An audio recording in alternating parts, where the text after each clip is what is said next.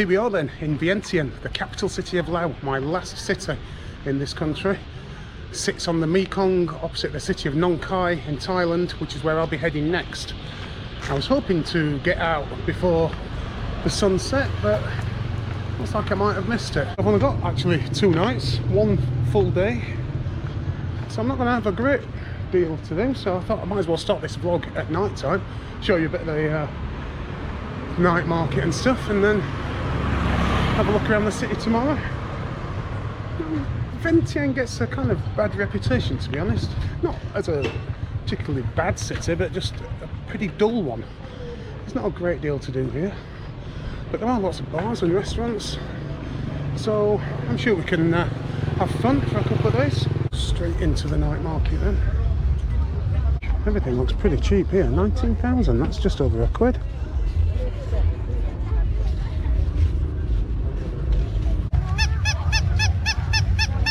There appears to be a lot of crazy music over here, so I'm going to go and check that out. We have Moo Ping. Wow. Might have to come back for some of that.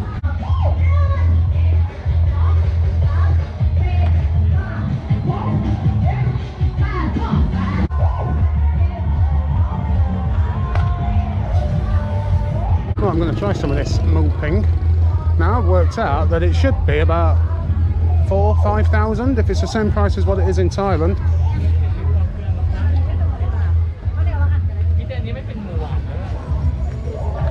How much for the Moo Ping? 6,000. I'm not running the risk of spending all night walking around and not getting any food, so I've gone for 3 Moo Ping. So let's see what the Moo Ping is like in Vientiane. We're literally just over the river from Thailand, so it shouldn't be too different. Small though, but bloody 6,000. Oh yes. This statue is of King Vang, who was the last king of Laos, and he's basically facing Thailand, maybe offering his hand of friendship. That's Thailand. We're literally 500 meters away, if that, and that's where I'll be in a couple of days time. Last time I was in Vientiane, I walked down here and completely by chance came across quite a big night market with live music and tons of bars, and it had only just been opened. It was quite empty. It had not been open that long.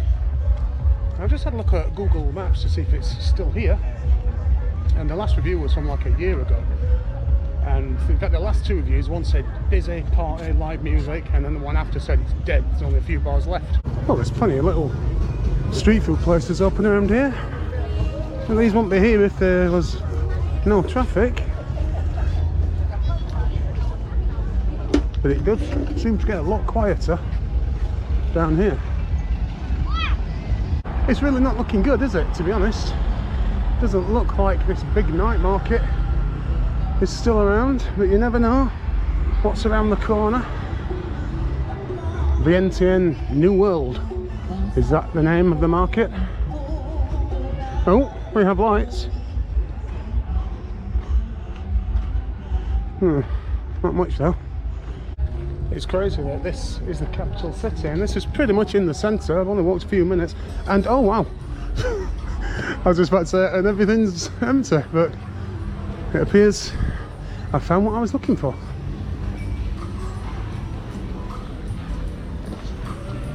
No, it was much bigger than this last time. The whole thing stretched down over there, and there was tons of bars. Oh, let's have a look. It seems to be walking through our big hot pot restaurant. It's clearly not there anymore. Pretty dead down here now.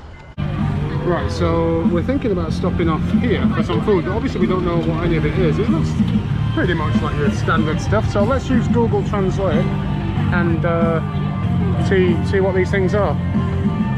So that's Thai pork, so that sounds pretty good.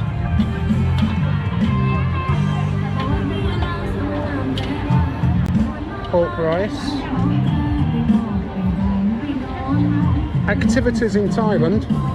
Oh, touching Thailand. Okay. Shrimp rice. It's all changed now. What? It's all changed. This that was killed a pig this one, wasn't it? And now it's pork rice. No way. That was Kill the Pig before. What we got over here now? Mixed Thai chai, whatever that is, and fried rice. That's crazy. Thai pork chop now. It's changing every time. Pork rice. Where's Kill the Pig gone? Kill the shrimp. It's my only full day in the capital city of Vientiane, and it's my last day in Laos. Tomorrow I move back to Thailand, so I'm going to start the day as usual with a coffee at the wonderfully named Tit Cafe. Because I've only actually got one full day in Vientiane, I've got to pick and choose the things that I want to go and visit. So today I'm hoping to cram in 3 places to visit. The first one is a UXO museum, similar to the one I visited in Luang Temple, but this has got a little bit more information. It's a little bit bigger from what I remember. It's about half an hour walk away. I've had my coffee.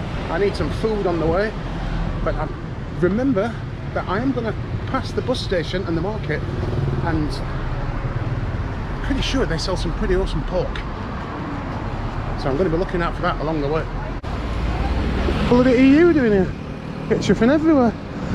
The only way I'm going to fit all of this in is if I don't walk into every single temple that I pass. Oh wow, look at this one.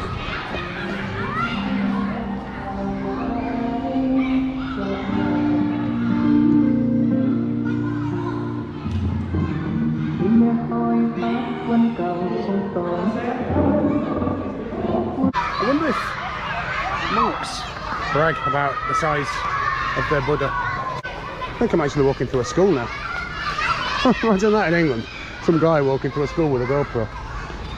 I've seen this sign here in Luang Temple as well. Public security forces must be resolute, definite, transparent, professional in solving drug problems. Yeah, try telling that to the police in Vang Vieng. Here we are then. First stop of the day. The Cope Visitor Centre.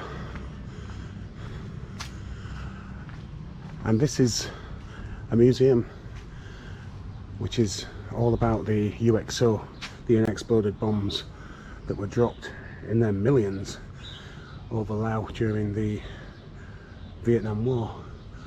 But as you can see here, this also has lots of information about the prosthetic limbs, I can't say that word, that they make for people who are victims of these unexploded bombs. The sculpture here is made from 500 kilograms of UXO, including cluster bombs, and this is in memory of those who've been injured or lost their lives or loved ones from unexploded bombs.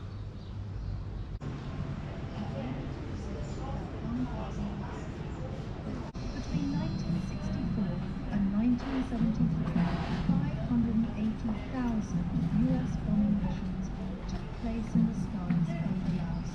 This equates to a plane load of bombs being dropped every 8 minutes, 24 hours a day, for 9 days. At the end of the war, more than 2 million tons of bombs were dropped in Laos, making it the most heavily bombed country in the world per capita. So this is where the tour begins, and we have actual examples of some of the bombs, the types of bombs that were dropped on Laos during that 9-year period. And these are some cluster bombs coming out of the tubes. Each one of these cluster bombs would explode an area equivalent to about 30 meters squared, and there would be about 700 cluster bombs inside the main case in there. This has been set up to resemble this house, which was actually stood on bomb casings. The stilts of the house were actually bombs, and the woman and her daughter who lived here used to make a fire every day to cook, and they didn't know that underneath the fire was a cluster bomb, and it exploded, and they survived somehow. You can see here, look, we have a cowbell, we've got a cup, we've got a knife sheath, cooking pot, a little table, spoon and bowl. All of this stuff is made out of UXO. So the main focus of the Cope Centre is to provide prosthetic limbs to people who have come across unexploded bombs.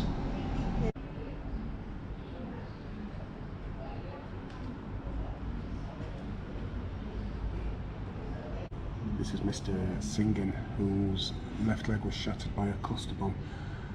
He made his own prosthetic leg because he didn't know about Cope, and he eventually received a polypropylene leg for the first time 36 years after his accident. So for 36 years this was his leg.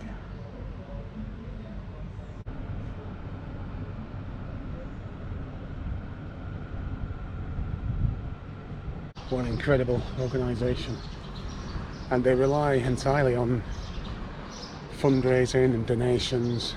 It's free admission, the museum, and there's a donation box at the end, so if you do visit, make sure you pop in a few thousand kip so they can continue with the incredible work that they do.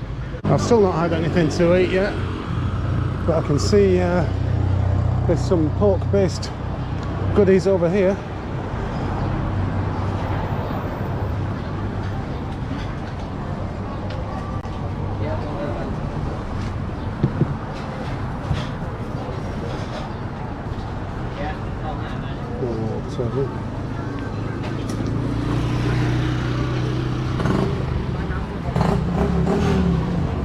Hi, cafe? One.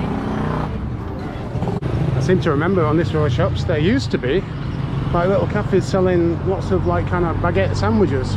They used to have hundreds already made, but not spotted them yet. I've seen people selling baguettes but not actual sandwiches. Anyway, I don't need to worry about that because I have myself a nice big bag of pork, so that'll keep me going for an hour.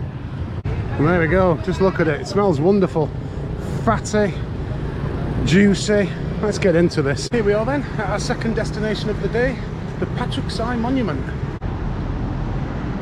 This was built between the late 1950s and the late 1960s, and it's actually a war memorial to the people that lost their lives fighting for Laos independence from France.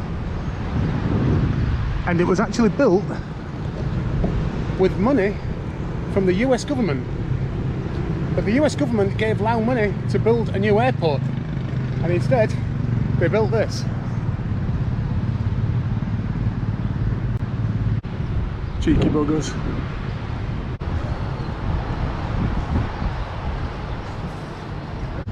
Last time I actually got to the top, but I can't find any way to get in this time. Let's have another look inside. You can see lots of stalls selling souvenirs and stuff. I need to find the door. Oh, looks like it's closed.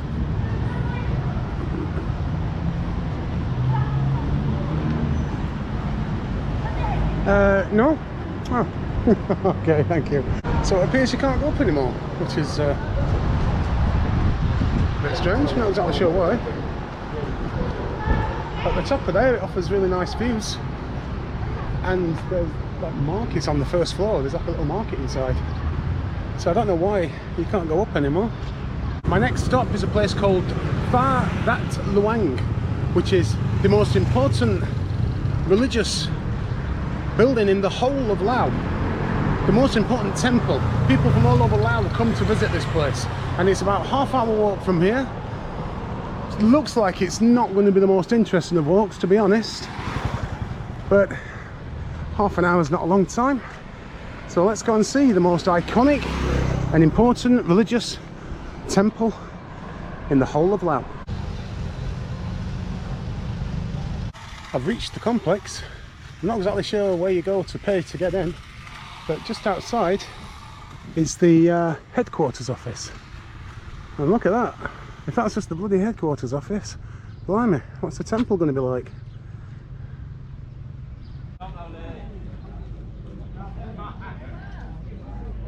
I've just paid 30,000 kip And I think I've just paid that just to get in this part, because everything else appears to be just accessible. And I can see this from outside. Anyway, let's have a look what we got. 11th century Buddhas. Oh, there's a huge Buddha head over there. That looks pretty cool. Let's just take another look at this.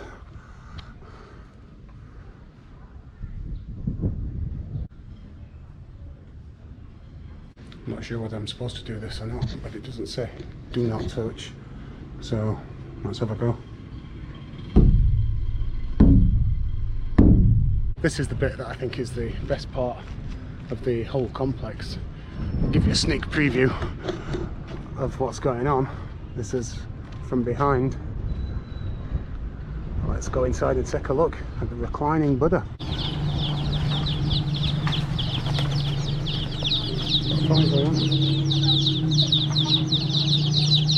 These are sculpturing.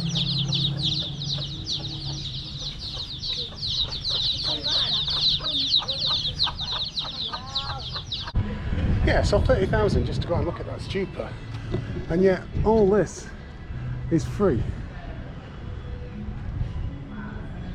And this is just much nicer, much more to look at.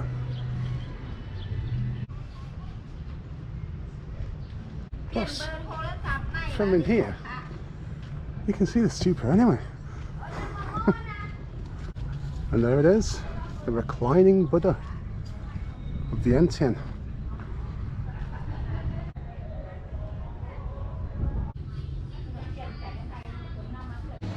I've just come out of my hostel and the whole street is filled with little market. This wasn't here last night. There's all sorts going on. Some food here as well. If you've been watching my Southeast Asian videos, then you'll know that one of my favourite foods in the whole of Southeast Asia is mu ping, the little grilled pork things. I've just discovered that there's a vegan restaurant just a few minutes away from where I am now that does vegan mu ping. So I've got to give that a go. I'm just going to wait now for my friend that I met in Luang Temple, and we're going to go off and try some vegan mu ping. This is nice. Wow. 3 flavoured duck. Where did I have 3 flavoured? That was oh, in Thailand, in the islands. It's a curry grub. I can't understand, everything's like 25, and then you get to that special like here, and it's like it suddenly shoots up to 60. But look, like duck Penang curry sauce 60, and then somewhere else on the menu it's 25.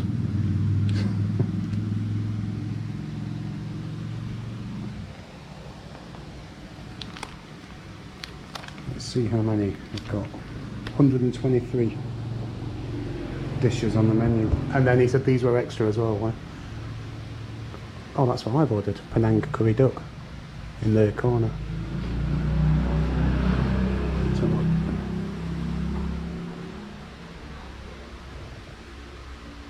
Yes.